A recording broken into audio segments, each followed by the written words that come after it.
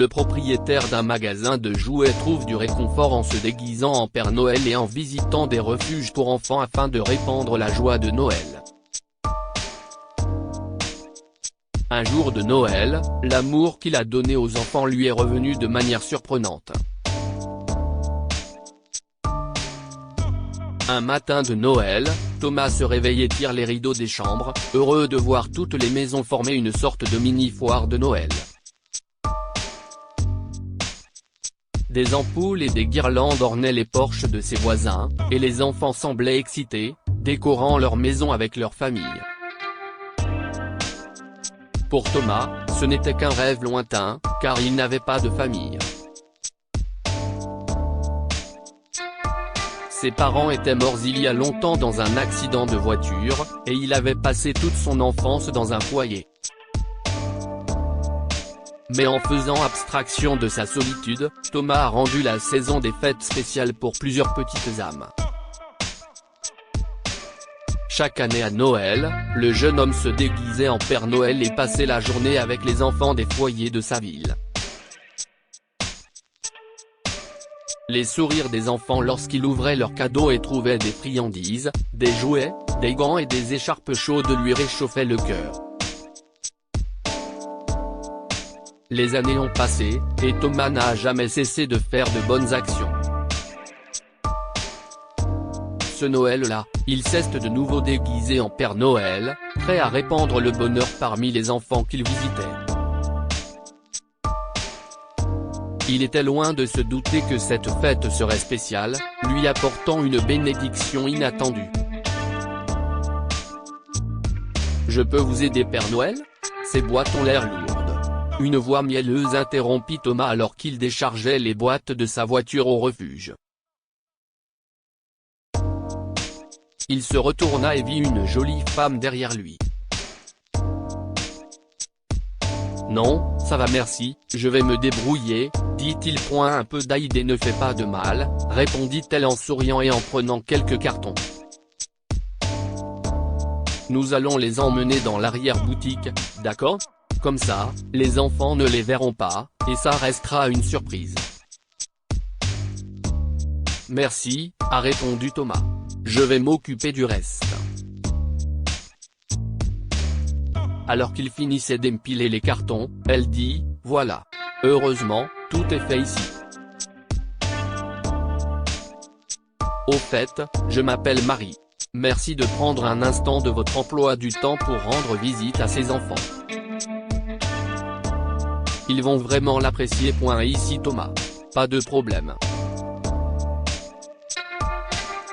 Je le fais chaque année.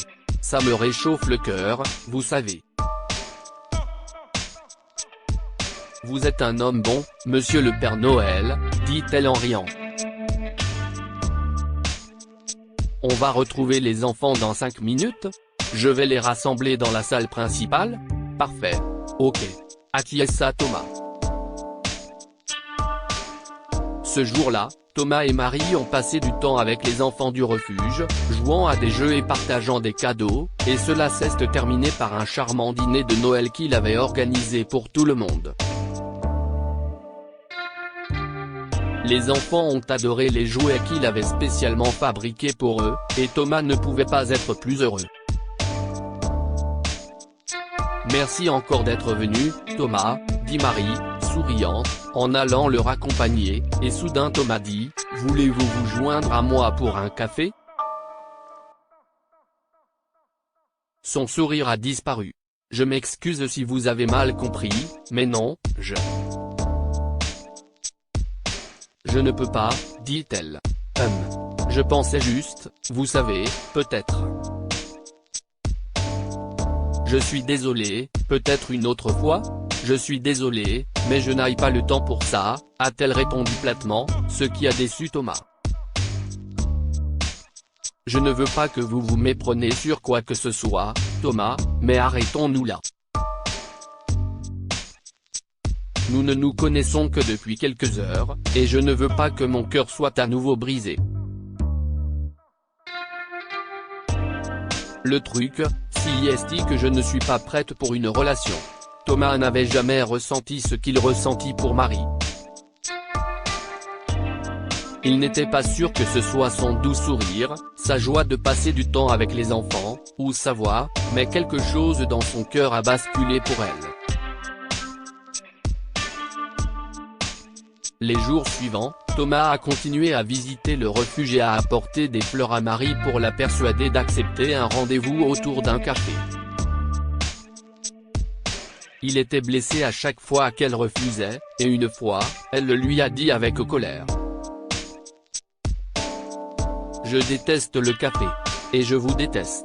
Pourquoi vous ne pouvez pas juste vous retirer?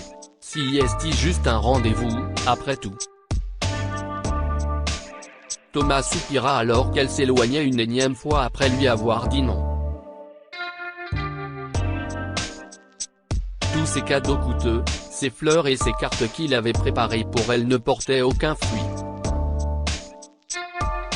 Pour Marie, il n'était personne, alors que pour lui, elle était la première femme qu'il aimait. Un soir, Thomas, assis à son bureau, songeait à abandonner. Il ne savait pas comment dire à Marie qu'il l'aimait. Il n'avait jamais eu de coup de foudre ou d'amant auparavant, et toutes les idées qu'il avait trouvées sur internet pour inviter une femme à sortir ne fonctionnaient pas. Marie avait donné le bouquet qu'il lui avait offert au concierge du refuge, les cadeaux avaient été distribués aux enfants, et ses cartes avaient été jetées dans la poubelle devant lui. En dernier recours, Thomas a pris un morceau de papier et a commencé à écrire une lettre. Il y a mis tout son cœur, décidant qu'il arrêterait de la poursuivre s'il n'avait pas de réponse.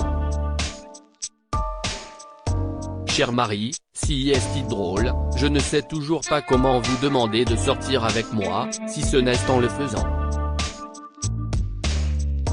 Je ne suis peut-être pas l'homme le plus séduisant que vous ayez jamais rencontré, mais croyez-moi quand je te dis que je ne vous laisserai pas tomber. Ce n'est pas grave si vous ne voulez pas être dans une relation. Pourquoi ne pas rester amis? Vous pouvez me parler de vos mauvais jours, et je vous parlerai de mes bons jours. Voyez-vous, on va équilibrer les choses. Équilibrer, je ne sais pas trop.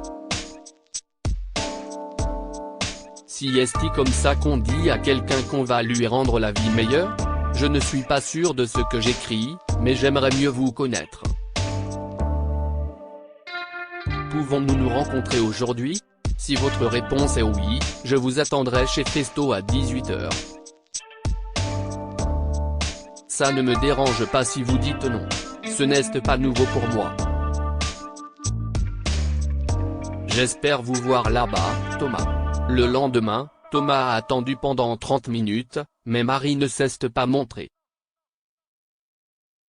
Il a finalement décidé de partir, pensant que sa réponse était non.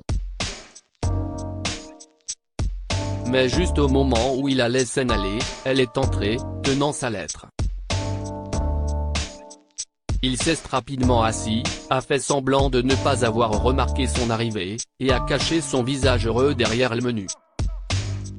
« Quel crétin tu fais, Thomas !» s'exclame-t-elle en s'installant en face de lui. « Oh, tu es là !» Il a jeté un coup d'œil de derrière le menu avec un sourire idiot, et elle a secoué la tête, les bras croisés sur sa poitrine. « Je suis là pour que tu arrêtes de me harceler avec tes cadeaux stupides. » Et cette lettre d'amour? Tu ne sais vraiment pas comment en écrire une, n'est-ce pas? Dit-elle. Thomas n'a rien dit, mais il avait un grand sourire sur le visage. Tu es magnifique, comme toujours, dit-il. Arrête de rire comme un idiot, a-t-elle répondu. Tu vas me chercher quelque chose? N'importe quoi? Merci d'être venu, a-t-il dit en souriant. Un chocolat chaud. Puisque tu n'aimes pas le café? Tout sauf du chocolat chaud. En fait, je ne veux pas que tu commandes pour moi. Je vais le faire moi-même. Elle prit le menu et passa sa commande. Des années plus tard, Marie et Thomas se souviendront de ce moment et en riront. Marie n'avait aucune idée de la façon dont elle avait fini par embrasser Thomas, mais ils se sont mariés la veille de Noël 1 an après leur rencontre et ont adopté 3 enfants du refuge où elle travaillait. Thomas a enfin trouvé une famille. Cependant, il a continué à se déguiser en Père Noël et à visiter les refuges pour répandre la joie qui fait naître des sourires sur le visage de plusieurs petites âmes. Que pouvons-nous apprendre de cette histoire? Un cœur qui sait donner de l'amour reçoit de l'amour. Thomas a donné de l'amour à des enfants dans le besoin, et cet amour lui est revenu sous la forme de l'amour d'une famille. L'esprit de Noël consiste à donner sans rien attendre en retour. Tout ce que Thomas voulait, c'était d'illuminer la vie de quelques enfants chaque année à Noël, et il a continué à le faire même après avoir eu tout ce qu'il désirait. Partagez cette histoire avec vos amis et votre famille. Elle pourrait les inspirer et illuminer leur journée.